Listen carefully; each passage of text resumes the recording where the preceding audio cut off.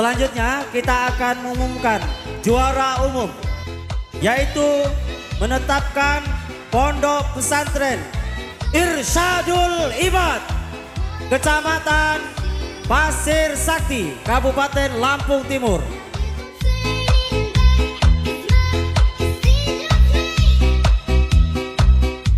Sebagai saksi sejarah bahwasanya juara umum yang telah diraih oleh Irsyadul Ibad ini merupakan juara umum pertama yang diraih oleh Pondok Pesantren Irsyadul Ibad.